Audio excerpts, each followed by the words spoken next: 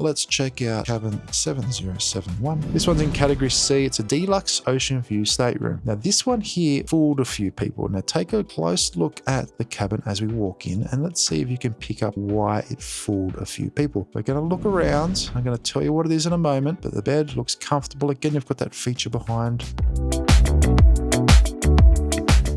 Then walking towards the window. Have you seen it yet? Well, I'll give it away. When I first looked at this, I thought this was a balcony cabin because the size of the window being a floor to ceiling, it looks like a balcony door, as if you could walk up and open it. But obviously it's an ocean view, so that window doesn't open at all. It gives you or affords you views to the outside so you can see the world pass you by, but you can't open it. There's no balcony. This is an enclosed space. It looks like a balcony cabin even though it's an ocean view. So this one is a deluxe ocean view stateroom. And you can see the seating area there with the mirror, got lights either side providing beautiful lighting.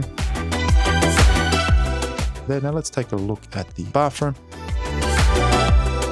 Decent sized shower, no shower curtain, bonus points, but it's a big shower.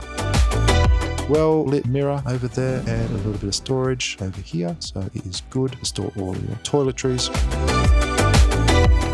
There you have it. That's the deluxe ocean view stateroom as we take one last pass through. Tell me, what are your thoughts? Could you see yourself in this stateroom should you be cruising on the Oceania Riviera? There's going to be a link below that you can click to explore all Oceania Riviera sailings, and you can use that link to search, compare and book any Oceania Riviera sailing all around the world. Go ahead and do that. Hey, while you're down there, you may as well like this video. I mean, you already watched it this far. You may as well like it.